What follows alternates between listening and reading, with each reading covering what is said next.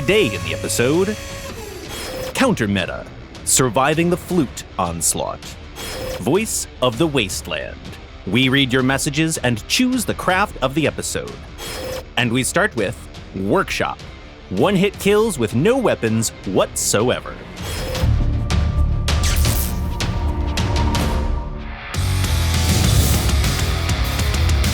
Good day, fellow survivors. This is our new guide on a very cool weapon called Nothing. What do you mean, nothing? Not even a cord this time? Does this even work? Apparently, it does. And to be clear, when we mean no weapons, we do mean it. If something is an armament, we don't put it on our car, as simple as that. You may remember that we touched upon this subject before, and even designed a special and very cute vehicle of this type. But today it's gonna be all serious. Let's have a proper talk about combat vehicles that are built without spending a single point of energy on a weapon of any kind. You must have seen it. You must have fought it at least once. Yeah, we're talking about a Tusk ram, a melee vehicle built around the Tusk cabin. This type of car is known for its crazy durability, extreme speed, and most importantly, its ability to almost immediately delete almost any opponent from the face of Mama Earth once you get some speed going. Design-wise, it's pretty straightforward. Boosters, the Cheetah engine with a chameleon, a radar detector, and a car jack. We're serious, by the way, don't forget the car jack. It's essential for our survival. Drop a few layers of good, chunky armor on top of that, and we're done. By the way, this bladed contraption mounted on our roof is not just for looks. Far from it, in fact. This is an important part of the design, built specifically to punish those pesky hovers. Works like a charm. We certainly need something like that. On a Tusk ram, there are two main factors determining whether you're going to be successful or not. The first thing that helps is having lots of experience driving a melee vehicle.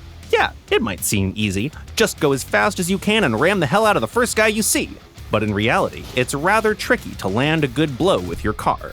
You see, the problem is that enemies aren't blind. When there's a Tusk coming their way, they usually get this uneasy feeling that they're going to die and start maneuvering like crazy.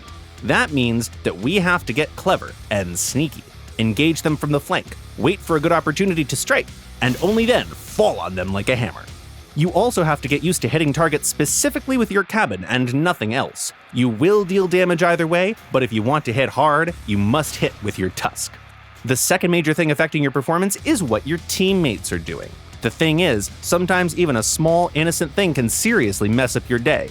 A bolt hitting your target with unfortunate timing, an ally falling on you too when you're this close to delivering a blow, or a teammate simply getting in the way. That's just something that happens. No hard feelings, combat is chaos. But if you want to remain sane and effective, stay away from the crowd. Try to get a drop on your enemies. Avoid head-on confrontation whenever possible. Choose your prey very carefully as well.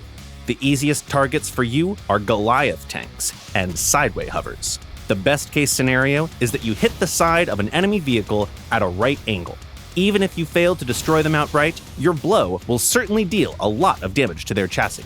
And in the wastes, that's a death sentence on its own. One last thing, prepare to be shot at, and hard. This vehicle is incapable of returning fire, and that'll make a lot of your opponents think that they can bully you. Newsflash, they can't bully a death ram coming at them at the speed of light. Even after half of your vehicle is gone, never stop ramming.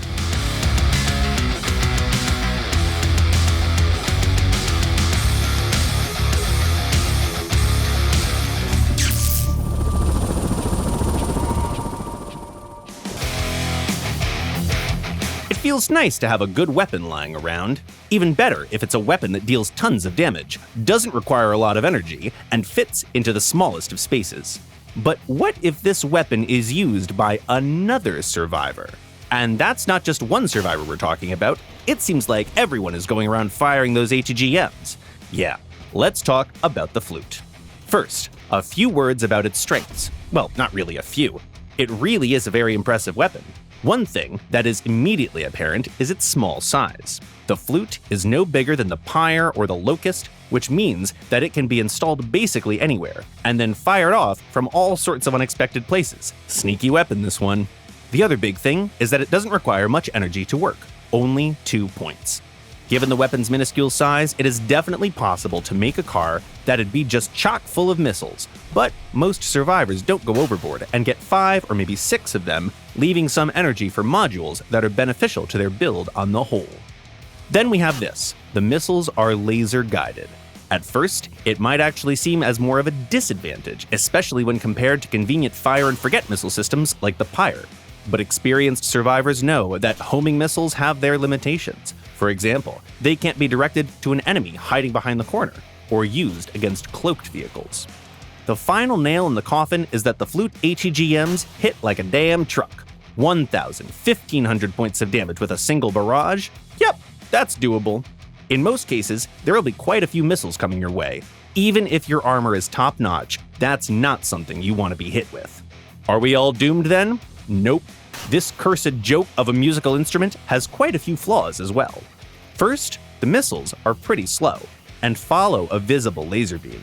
These two factors lead to our first piece of advice: be vigilant. Having spotted the beams, determine the position of the attacker, and then either find some cover or prepare to shoot missiles down with machine gun fire. We all know survivors that get too excited in the heat of battle and fail to see anything that isn't their immediate target. Don't be that guy.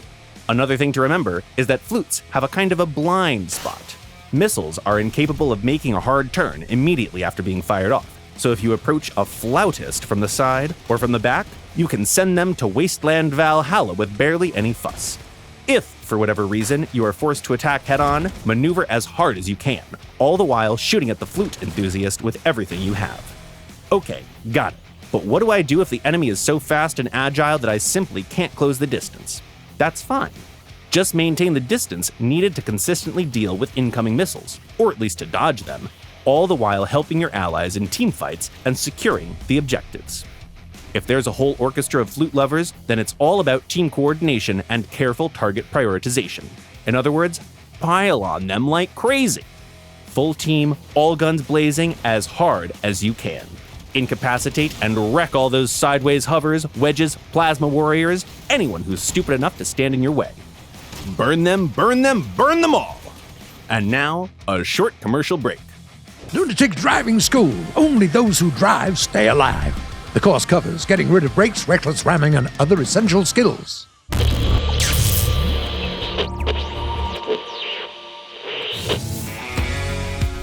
The first question comes from Terry Reed. Could we get new locomotion parts? I'd really like to see a new mech leg, so that we could make humanoid mechs with 2 legs. Hi, Terry. We can't promise you a new mecha leg, but there will be new locomotion parts coming into the game in the future, 100%. Keep your eyes peeled. The survivor that goes by the name of Quartz C writes, got myself a little idea I'd like to spitball. It'd be interesting to see some sort of mini weapons, like maybe they have a very low energy cost, but have limited uses and little to no firing angles. More weapons to the god of weapons. On a more serious note, at this point in time, there's no plan to introduce an alternative line of mini weapons to the game. This is a pretty interesting concept, though. Props to you, man. Then there's a message by Alf Creepy. Hey, I have a very simple question. Why can't we have boosters facing downward, like in Big Black Scorpions? Hi, the reason's pretty simple. This kind of configuration does allow for some sick plays, but it became evident that experienced players can use it to have a massive advantage over other players. And even in the hands of a less experienced survivor, this configuration provides a lot of easy options for dodging and getting out of combat, and that changes the dynamics of a fight a lot. In other words, it's better left in BBS. There is also this message, sent by Christian Froelich. I'm seriously afraid to use my Helioses. I'm so good with them that if I use them too much, the devs will nerf them. Is this a dare? Guys, you heard him. Nah, we're joking. Or are we? Hi, Christian. We're happy you're having fun with Helioses, just as we're happy when any survivor uses any of the guns that we spent so much time making. The game changes constantly, and sometimes we have to buff or nerf things to make combat more fair and fun for most players. But it's always about big data involving lots of players, not about individual survivors that are really good with their Helioses. We'll keep an eye on you, though. Finally, we come to the last and arguably the most important part of our show, where we pick a single craft from the exhibition that stole our hearts this week. Today we're proud to show you a vehicle called Shopcart, built by Sad Mass Stab. This talented survivor managed to create a replica of a real combat chariot from the bygone days of the Great Cart War that people used to have every November before the end of the world, or something like that. On a more serious note, it's quite an achievement to make a shopping cart from parts available in Crossout, and such a sexy-looking one to boot. Thanks for this design. Finally, we have something to haul our ammunition in. That's it for today. Tell us what you think in the comments below, ask us questions, and if we can stop riding this beauty of a shopping cart just for one whole minute, we'll return with some new crazy content in a couple of weeks. If you like what we're doing, consider subscribing, leave a like, and good luck!